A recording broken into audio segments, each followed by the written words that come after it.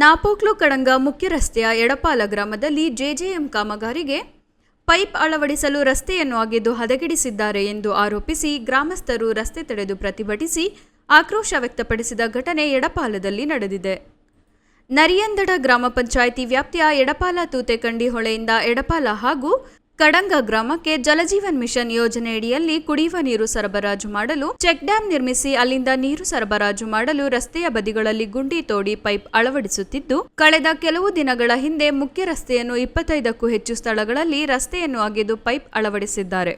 ಆದರೆ ರಸ್ತೆಯನ್ನು ಸರಿಯಾಗಿ ದುರಸ್ತಿಪಡಿಸದೇ ಇದ್ದು ಮತ್ತೆ ಜೆಜೆಎಂ ಗುತ್ತಿಗೆದಾರರು ಪುನಃ 2 ರಿಂದ 3 ಅಡಿಗಳಷ್ಟು ಅಗಲಕ್ಕೆ ರಸ್ತೆಯನ್ನು ಅಗೆದು ರಸ್ತೆಯನ್ನೇ ಹಾಳು ಮಾಡಿದ್ದಾರೆ ಎಂದು ಆಕ್ರೋಶ ವ್ಯಕ್ತಪಡಿಸಿದ ಗ್ರಾಮಸ್ಥರು ರಸ್ತೆ ತಡೆ ನಡೆಸಿ ಪ್ರತಿಭಟಿಸಿದರು.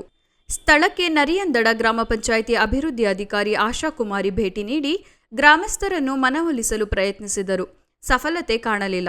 ಸ್ಥಳಕ್ಕೆ ಜೆಜೆಎಂನ ಅಭಿಯಂತರ ತೌಸೀಫ್ ಆಗಮಿಸಬೇಕೆಂದು ಗ್ರಾಮಸ್ಥರು ಪಟ್ಟು ಹಿಡಿದರು. ನಂತರ ಜೆಜೆಎಂ ಅಧಿಕಾರಿ ತೌಸೀಫ್ ಸ್ಥಳಕ್ಕೆ ಭೇಟಿ ನೀಡಿ ಶೀಘ್ರದಲ್ಲಿ ರಸ್ತೆ ದುರಸ್ತಿಪಡಿಸಿಕೊಡುವ ಭರವಸೆ ನೀಡಿದ ಬಳಿಕ ಗ್ರಾಮಸ್ಥರು ಪ್ರತಿಭಟನೆ ಕೈಬಿಟ್ಟರು. ಕೂಡಲೇ ರಸ್ತೆ ದುರಸ್ತಿಪಡಿಸದಿದ್ದರೆ ಗ್ರಾಮ ಪಂಚಾಯಿತಿಗೆ ಮುತ್ತಿಗೆ ಹಾಕಿ ಪ್ರತಿಭಟಿಸಲಾಗುವುದು ಎಂದು ಗ್ರಾಮಸ್ಥರು ಎಚ್ಚರಿಕೆ ನೀಡಿದರು.